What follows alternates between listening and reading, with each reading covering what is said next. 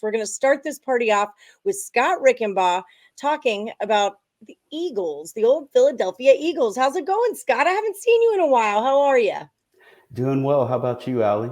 I'm rocking and rock. Gosh, you're lucky you're not in Vegas right now, man. It's been like 115 sweltering heat here. So you're lucky you're out of the country right now. Let me just tell you that, man. Yeah, I've seen it's been brutal there for sure. So, It's insanity. So let's talk Eagles. Okay, regular season win total over or under 9.5 wins. I've heard a lot of buzz about this Eagles team. So tell me, what is your take on how their season's going to go? well, first off, I think a lot of the buzz is actually justified. But one of the things I want to caution people with about win totals that always scares me when playing these win totals is if you get a key injury or two during the season, I mean, that can change everything for a team in a hurry. So that's something that's always a concern for me with win totals. But of course, we project these things based on, what we expect to be a normal injury cycle for teams during the year. And Right. when I look at this Eagles team, I got to be honest. At first, I wasn't too sure about Jalen Hurts at quarterback, and I know he's still a young guy, but I think he's coming around. He's really getting to the next level, and he could really be strong here in this second season for him. So one of the keys for him is that what opens up the passing game is if you have a strong running attack. And the Eagles were the number one rushing team in the NFL. And also keep in mind he's got wheels too. So he's a good danger out of the backfield himself as far as being a running quarterback. So that sets up the offense well. And then they added AJ Brown, which I think is going to be a key for this Eagles team this season offensively. So when you're betting, my thing with I love futures, I really do, but I always bet them really small. And the reason why is because you're holding up a percentage of your bankroll from the beginning of a season all the way until the end of a season. So that's money you're not going to be able to bet with, but in the end of the season you might be able to hedge with. When you're betting on futures, like what percentage of your normal unit size do you put on a future bet? Well, I agree with you. For me, it's very small, and it's for the same reason that you just mentioned. You're tying up your bankroll, and then also, like I said at the top here, the injury factor. I mean, that can really change a team's projection in a hurry. I mean, you lose your star quarterback, you're in trouble if he's going to be out for 5 to 8 weeks, miss half the season. It changes everything. So for me, it's a very small percentage. I mean, it's much less than a normal wager, that's for sure, for me at least. Again, but you're right too that if things go right, you can be set up perfect for some nice hedging toward the latter stage of the season as well. So then it can set up very nicely for you too. And do you like if there's a quarterback or a player who is injury prone, like McCafferty for an example? There's just a player that's injury prone. Do you take that into account when you're doing a season win total or a future like that? Like the book thinks the public thinks this, but this guy's probably going to get injured because he usually does, and that's now an inflated line. Do you take a look at injury prone players at all?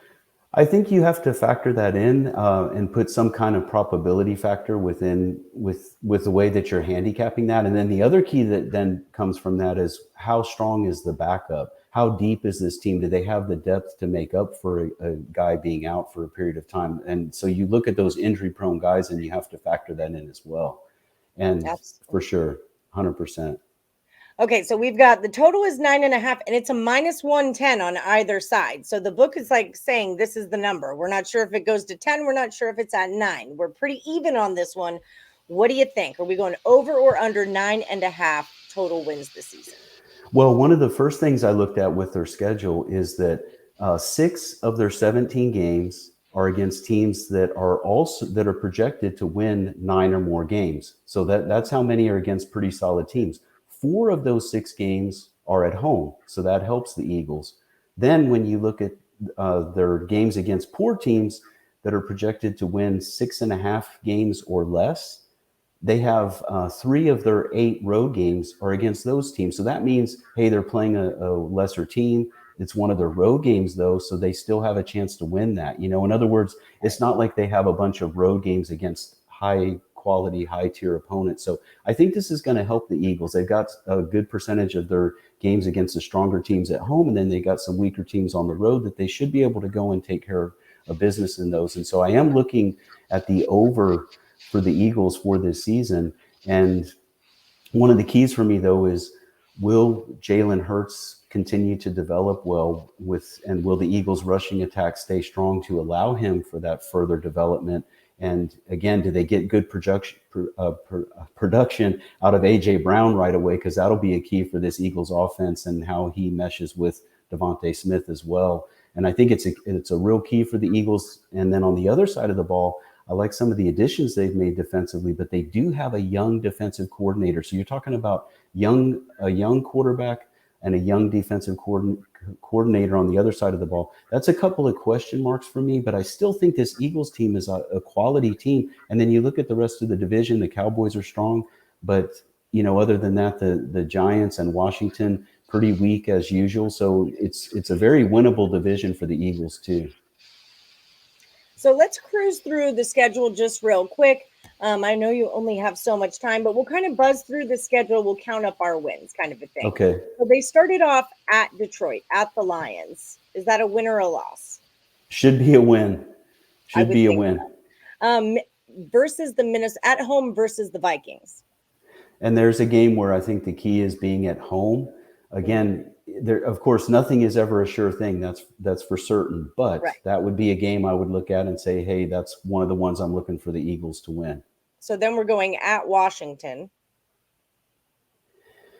And again, we can't say they're going to win every game, but that's one. And that's a series, too, that just going off of memory here. So, don't quote me on this, but I think that a lot of times the road team has prevailed in that Washington-Philly series, tends to be a split. And actually, the Eagles have had good success against Washington through the years. Again, I would look for them to win that game. And then we've got Jacksonville, Arizona, and Dallas on the slate next. What do you think about those? Well, the Arizona game, I think, is a road game. Isn't that right? Yep, they're at Arizona. And I think, that could be a loss. I think the Dallas game could be a loss, but they should take the Jacksonville game. And they have a bye week, and it gets a little more complicated. They face Pittsburgh. And I think one of the keys there is they're coming off the bye week. And again, if we're projecting that they lose to Dallas, but then they have a bye week, and there's a good amount of time to recover in there, both mentally and physically, I think they come out and can take that game against Pittsburgh.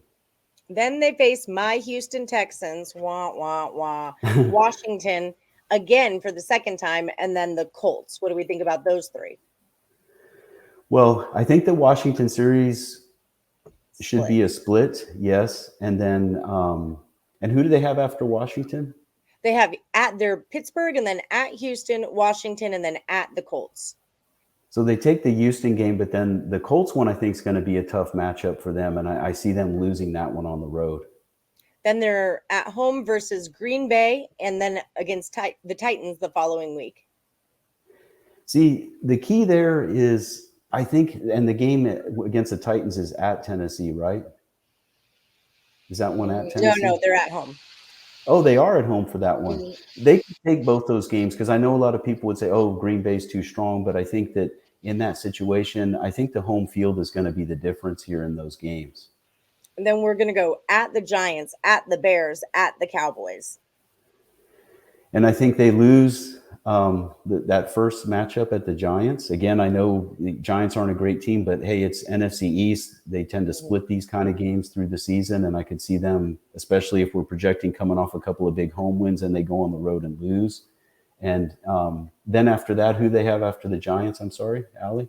They have at the Bears and then at the Cowboys. So then they bounce back and get the win against the Bears, and then against the Cowboys, I think they would bounce back. We had them losing that first matchup. Again, they get the split and they win on the road. And again, Dallas so many times tends to struggle at home. It's like, it's America's that big giant stadium. Why don't you win in it, for crying out loud? Yes, that's right. That's just it. And then they finish up with 2 home games, the Saints and the Giants again.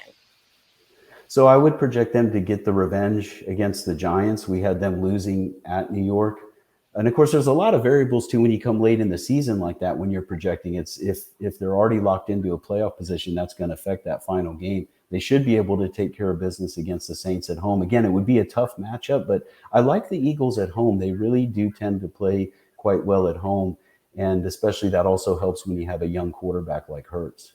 Yes, indeed. And I feel like the odds makers are trying to tell us, like, a lot of the season win totals, the Bears are at a 6.5. I think that's going to even go down to a 6. So a 9.5 is a solid number. They're saying, I think Yes, you have a decent season this year, and that it's at a minus 110 on both sides. There's no juice on it, like, 9.5, but the juice is on the under. No, that's not right.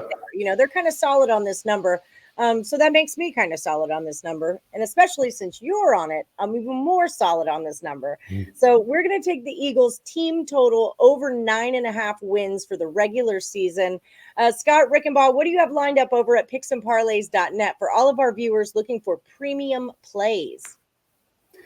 Well, we're talking about a big weekend up ahead. There's actually some solid baseball action, of course, now coming back from the break. And now that you get, it's always scary right after the break, but you get those first couple of games under your belt for the teams, and you get to kind of see how they're playing again. Then that next weekend series can be a chance to step in a little bit bigger. So we've got some big baseball action this weekend, and of course, getting excited about the football season, Allie. It's getting close.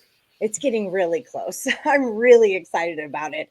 Well, Scott, thank you so much for joining us. People at home, if you're looking for Scott the Bulldog Rickenbach's premium plays, head over to picksandparlays.net. Use the promo code CFL. That's going to save you 20% off whatever you buy from Scott. And until then, we're going with the Eagles regular season win total over 9.5 wins. Thank you so much for joining us, Scott.